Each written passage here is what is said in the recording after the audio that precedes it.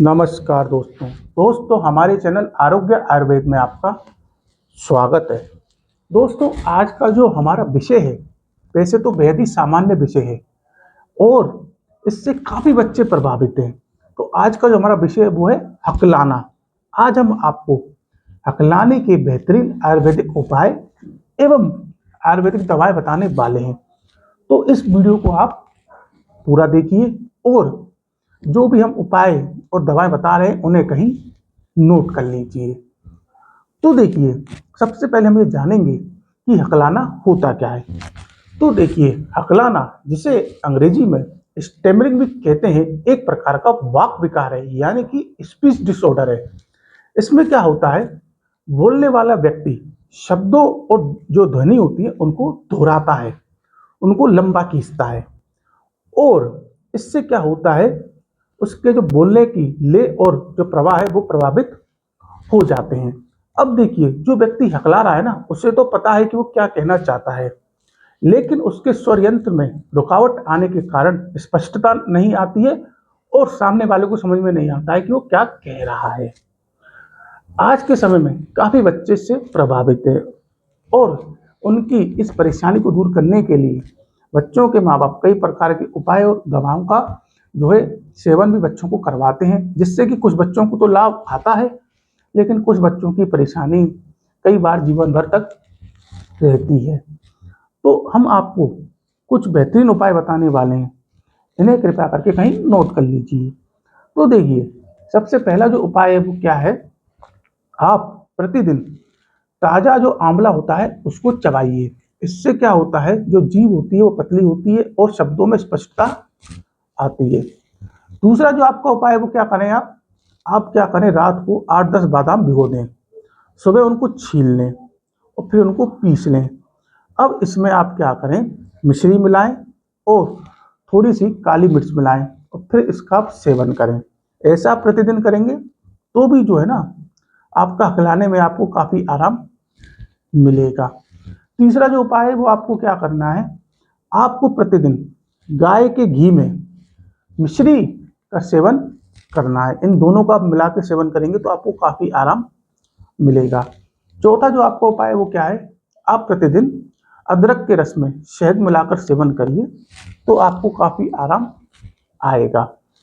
इसके बाद जो आपका पांचवा उपाय है वो क्या है, आप क्या करें, आप मक्खन लीजिए, आप बादाम लीजिए और आप जो है मिश्री लीजिए और इन तीनों को मिला के आप सेवन करिए तो भी आपको काफ़ी आराम आएगा।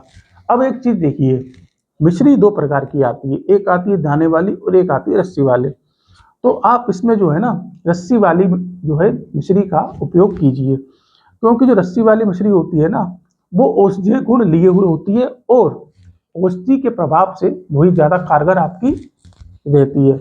तो ये कुछ बेहतरीन ऐसे उपाय हैं जिन्हें आप अगर करेंगे तो आपकी या आपके जो बच्चे में हकलाने की समस्या है उसमें काफ़ी राहत मिलेगी।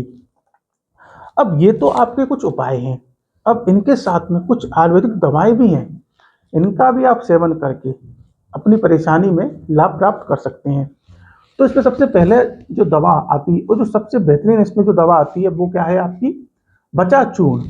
ये जो है ना, आपके हकलाने के लिए बहुत ही उत्तम है औषधि है। इसको आपको क्या करना है, 3 से 4 ग्राम की मात्रा लेनी है और सुबह शाम इसको जो है आप शहद के साथ या मिश्री के साथ सेवन कर सकते हैं। तो इससे आपके हकलाने में काफ़ी आराम मिलेगा। दूसरी जो आपकी इसमें दवा आती है वो आती है ब्राह्मी। देखिए, आप ब्राह्मी का जो चूर्ण आता है, जैसे कि आपका यहाँ रखा हुआ है, इस चूर्ण का भी अगर आप सुबह शाम सेवन करते हैं दूध के साथ तो आपको काफ़ी आराम मिलेगा। तीसरा जो इसमें आपकी दवाई आती है वो आती है आपकी शंख पुष्पी। शंख पुष्पी जो है ना, आपके पूर्ण रूप से मानसिक जो भी परेशानी होती है उनको सही करने में बहुत एक बेहतरीन दवा है और बच्चों के लिए वैसे भी शंख पुष्पी बहुत ही बेहतरीन एक दवा होती है और ये भी जो है ना, आपके बोलने में और शब्दों की जो स्पष्टता है उसमें काफ़ी मदद करती है। तो इसका भी आप सुबह शाम दूध के साथ सेवन कर सकते हैं। इसके बाद जो आपकी दवाई आती है वो आती है आपकी सारस्वत चूर्ण। अब देखिए, सारस्वत चूर्ण कई फायदे करता है। एक क्या है, एकाग्रता बढ़ाता है, दिमाग की शक्ति बढ़ाता है, आपके दिमाग को तेज करेगा, अकलाने में मदद करेगा। इसका भी आप सुबह शाम सेवन कर सकते हैं और इसको जो है आप घी के साथ सेवन कर सकते हैं। इसके बाद जो आपकी दवाई आती है वो आती है आपकी सरस्वती रिष्ट। ये देखिए आपके आसप की फॉर्म में आता है। इसका भी आप जो है सुबह शाम सेवन कर सकते हैं। तो ये जो दवाएं हैं इनका किसी प्रकार से कोई भी साइड इफेक्ट नहीं होता है और इनका केवल लाभ ही लाभ होता है। लेकिन इनमें एक बात आप ध्यान रखें, ये लगभग जितनी भी दवाएं हैं जैसे आपका ब्राह्मी हुआ, शंख पुष्पी हुआ, ये क्या है, ठंडी दवाएं होती हैं। तो इनका जो बेस्ट आपका लेने का सेवन करने का समय होता है वो आपका गर्मियों का होता है।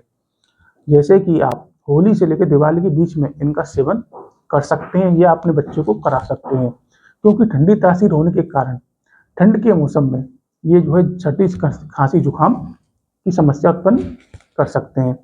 तो इन्हें आप गर्मी में अपने बच्चे को या स्वयं ले सकते हैं। तो देखिए ये जो उपाय हैं, ये जो आपकी दवाएं हैं, ये अकलाने में मदद करती हैं। लेकिन एक चीज़ देखिए, हमने जितने भी आपको उपाय बताए ऐसा नहीं है कि आप एक साथ सबको करिए या दवाएं आप सभी ले लीजिए। अगर आपकी परेशानी ज़्यादा है तो आप क्या करें, इसमें से 1 या 2 घरेलू उपाय ले सकते हैं और एक आप दवा का सेवन साथ में कर सकते हैं। इस कॉम्बिनेशन से अगर आप करेंगे तो आपकी जो अकलाने की समस्या है उसमें आपको काफ़ी आराम आएगा। लेकिन एक बात ध्यान रखें, ये ऐसी चीज़ें नहीं है या ऐसे उपाय नहीं है कि आपने 1 दिन 2 दिन लिया और आपको आराम नहीं है, आपने कि फेंको, बेकार है, कुछ भी नहीं हुआ।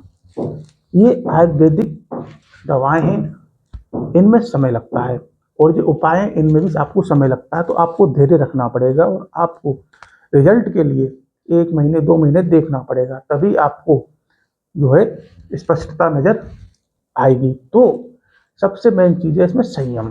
तो आप संयम रखेंगे तो आप देखेंगे कि समय के साथ आपको परिणाम भी मिल रहे हैं। तो अगर आपको फैलाने की समस्या है तो आप इन उपायों को या इन दवाओं का सेवन कर सकते हैं। अगर आप आयुर्वेद से संबंधित किसी प्रकार की जानकारी चाहते हैं, किसी दवा या किसी बीमारी के बारे में जानकारी प्राप्त करना चाहते हैं तो आप हमें अवश्य बता सकते हैं। हमारा उद्देश्य बेहद सरल शब्दों में आपको जानकारी प्रदान करना है। अगर आप अभी तक हमारे साथ नहीं जुड़े हैं तो हमारे साथ अवश्य जुड़िए, हमारे चैनल को सब्सक्राइब अवश्य करिए ताकि आप आसान शब्दों में जानकारी प्राप्त कर सके। हम आगे भी ऐसी वीडियो बनाकर आपको जानकारी प्रदान करते रहेंगे। तब तक के लिए नमस्कार।